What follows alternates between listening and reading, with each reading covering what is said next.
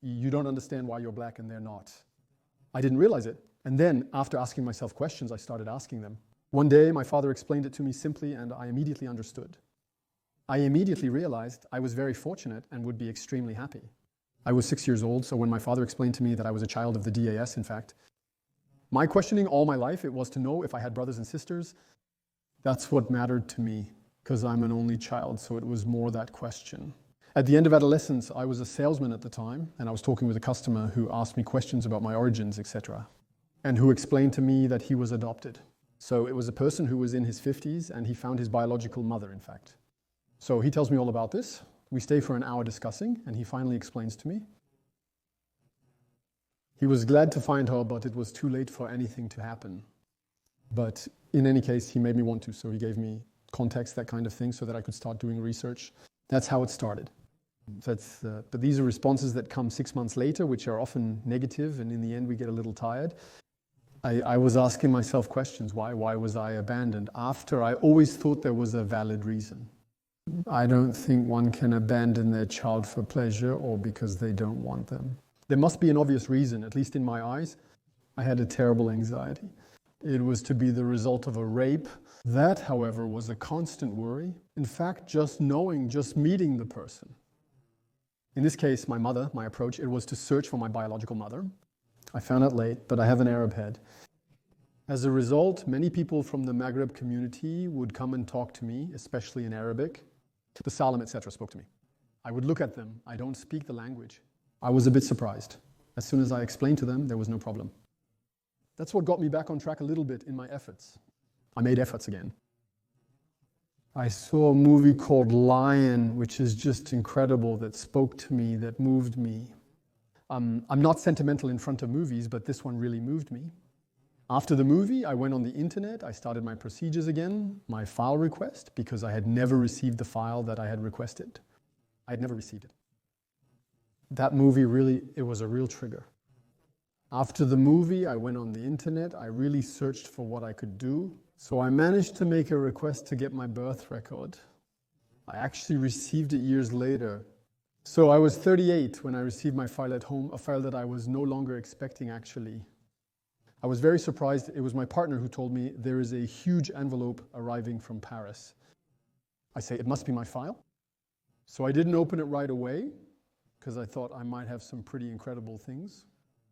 So it took me 2 days to open it, and then I read my file. There are several hidden things. They have the right to hide certain things. And I'm reading my file, so I'm taking it hard because actually when I read the plot a bit, it's a rag, the thing. It's a rag, and I feel like the person who wrote this thing is not benevolent and is not nice, actually. I read, and at the end I say, well, I will never find anyone, actually. And then right at the end of the file, there is a small line where it is written, a person tried to contact you in 2007 and in 2010, and a letter was sent to you in 2012. I really see this at the end. And I'm surprised there's no letter with it. So I'm trying to recall the organization. My poor secretary, no disrespect to him, doesn't know. He says, listen, I'll see what I can do, etc. And then it stops there. He explains that I need to contact the National Council for Access to Personal Origins, National Council for Access to Personal Origins, and that they can help me in my process, actually, in order to find my biological family. The issue is that contacting them is impossible. That is, we can't reach them by phone, it's emails to which we get no response, etc. So it's very complicated. A few months later, in May, I got a phone call from someone from the National Council for Access to Personal Origins who told me, listen, I've been working on your case for 6 months. And so, in fact, my file had been forwarded directly without. The file was forwarded, and so, in fact, the person asked me a lot of questions about my life, my work, my family life, etc. A lot of things, I think, to see if I have a rather stable life, to drop the bomb on me, like she might have potentially found my biological mother, but she's not sure, so she explains that to me. We stay on the phone for an hour, And then she tells me, I'll contact you when I have news, but she tells me your file is too complex. And so that's how the conversation ends. And she calls me back 15 days, 3 weeks later to tell me that actually, well, it's good to find her, to find my biological mother. So the file is complex because in fact, my biological mother gave a false identity at her birth. So basically the search, the name did not match, the first name did not match. So it was very complicated to find the person. Today, she resides in a foreign country. So, of course, finding someone who is in another country is very, very complicated. With my adoptive parents, we didn't talk about it at all. My adoptive mother always pushed me to do research. Strangely, perhaps out of respect or to avoid hurting them, I would refuse to do anything. I didn't want to hurt them. I think it can be a bit complicated. My adoptive parents are very shy, very introverted people. So I didn't want to bother them too much with that. When she called me back, it's a super weird feeling. I tell myself, I've been waiting for this for 40 years after all. So I tell myself that it's completely crazy. And she lives abroad, specifically in Holland. And in the conversation, she tells me that I have 2 brothers as well, 2 little brothers. I learned this in 5 minutes at my workplace. It's quite a bombshell, really. It's unsettling. What I'm about to say might sound very strange, but it was almost more important to me to know that I had 2 brothers than that I had found my biological mother. It's nothing, but that's how I felt it. The thing is, during the phone call, I learned that I had 2 brothers, but they learned about my existence at the same time as I learned about theirs. Meaning they had no idea that their mom had a child previously. So it was a big bombshell for them too, actually. The first contacts, actually, I can't have direct contact with my biological family. I go through this person, in this case, Sophie. Her name is Sophie. And she tells me if you want to talk to them, to write a letter or something like that, you can, but it goes through me. She checks if everything is benevolent, actually, because she explained to me that there are many adoption cases where things don't go well. She clearly explained that it was the most complicated file she had to manage for me at all research levels because my biological mother doesn't speak French. And she didn't speak. I think Sophie also spoke English, and I don't remember what other language. She spoke Spanish, it would probably be. And in fact, she had a lot of trouble communicating with her. So one of my biological mother's sisters, with her help, she was sending letters to the organization to look for me. Well, it had been about 15 years, actually. It's a tsunami, very clearly, when you're told all this. We found your mother, your 2 brothers, the fact that they didn't know about my existence too, it's something incredible. Because I wonder, how will they take it? And so we exchanged a lot. She explained to me that they were rather benevolent, rather enthusiastic, and we started like that, in fact. So I sent a first email to talk about my life in general, the stages, my family life, etc. She then sent the email. So I was communicating with one of my brothers who speaks English, so he was the one handling the emails. And then he replied to me. After that, they exchanged photos for the first time.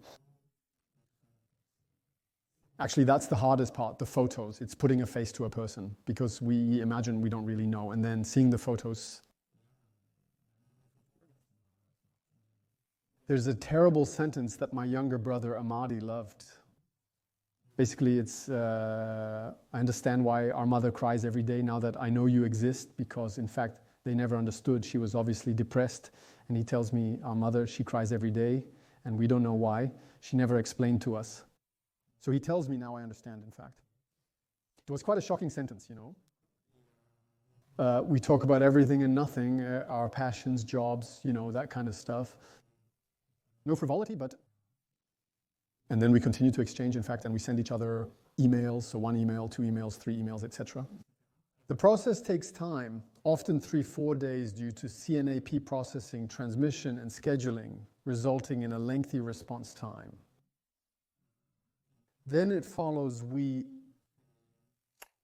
exchange our numbers. Sophie assures us that everyone is kind and that things will work out, so we exchange phone numbers.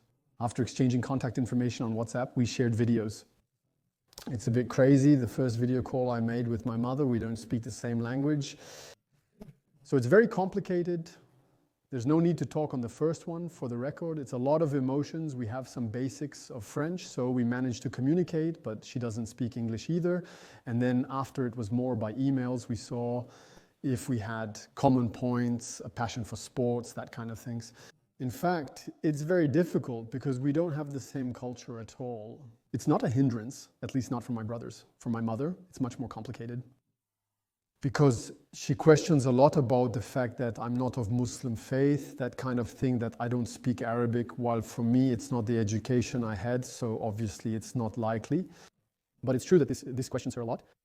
Everyone was clearly crying. We were both crying, looking at each other. We can't believe it, actually. And I think it's even crazier for her. I mean, I'm her son. She gave birth to me. I don't think there's a mom who would be insensitive to that. So emotionally, it was very strong, very, very strong. It was just the two of us the first time, and then we followed up with video calls with especially one of my brothers. I mainly communicate with one of my brothers, the youngest, whose name is Amadi. And so after that, we continued with the video calls and all that. And then, afterwards, I was actually scared at the idea of meeting them again. I thought it was a lot all at once, and then I talked to one of my best friends, a childhood friend, who told me, no, you have to go for it. You'll regret it if you don't do it now. And then summer came, and I thought, listen, I'm going to come to Holland. So I took the train, and then I went to see them there. I arrived at Amsterdam station after taking the wrong exit, which took a long time. I waited on the nice large square before continuing on.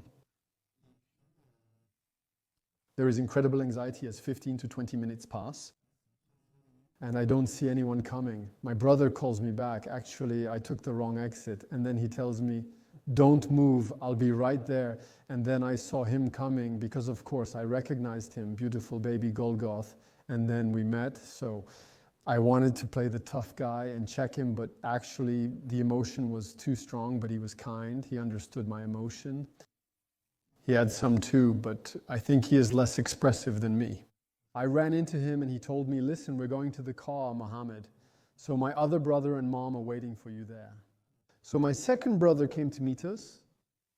So there you have it, I found him. And we ended up with my mother, who was waiting for us at the car due to her mobility issues.